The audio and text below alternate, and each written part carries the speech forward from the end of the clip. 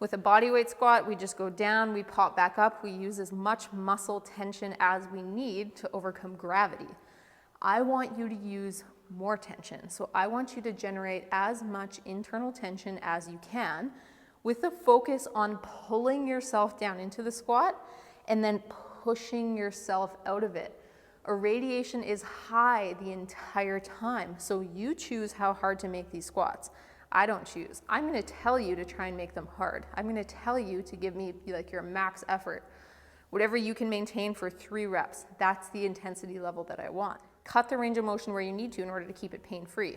So let's say I'm squatting and I can only get to about here, and then I start to get pain in the front of my hips, or in my knee, or in my ankle, or wherever. Then I'm just gonna stick to that range of motion that I can access without pain. That's fine. You can train that range of motion hard. You'll just need to move slower because you'll have less range of motion to move through, but you're still gonna train your full range of motion. As you do things like what you'll find in this class to increase that range of motion, then you'll have more access to that range to train with things like your kinetic squats over time. So by the end of this class, you guys will have a really good connection with the muscles that help pull you back into that bottom position. And then using the exercise that we used earlier, that'll help you drive force at the bottom to come out of it. So on the way down, think about, again, trying to pull this bone closer to your abdomen. You're closing this gap on the way down. At the same time, you're closing this gap behind your knee. You're trying to pull this bone down to this bone. At the same time, you're pulling this bone closer to this bone. So you're trying to close the angle in the front of your ankle. So yes, I want your knees moving forward towards your toes. Make sure when you go to that bottom position, you're not just hanging off your joints. Keep it active, keep your muscles engaged, and work for it.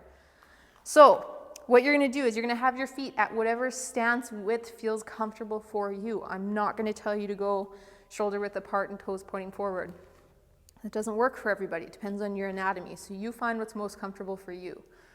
I need you to find an upper body tension strategy. So that could mean squeezing 2 balls. That might mean squeezing a block. That might mean just making 2 fists, clasping your hands together, going arms across your chest, whatever works best for you. I'm just gonna go arms out like this for simplicity's sake.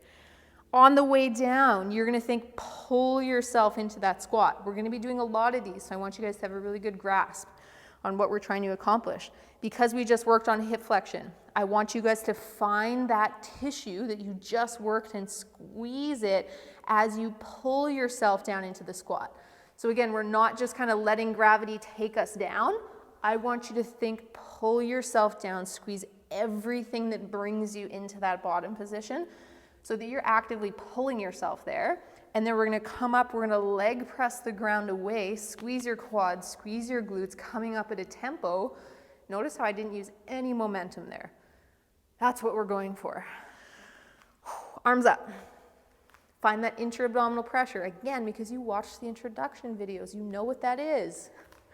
Big breath in, fully irradiated, and pulling yourself down. 5, squeeze. 4, squeeze. 3, squeeze. 2, squeeze. 1, find that bottom position. I went way too wide on this rep. And slowly drive up. 5, 4, 3, 2, 1. 2 more reps. Big breath in. Irradiate. And pull yourself down. 5, 4, 3, 2, 1, hold, and then leg press the ground away. 5, 4, squeeze your quads, squeeze your glutes. 3, 2, 1, last rep. Now there's a little bit of a twist on this last rep, so follow my cues, okay?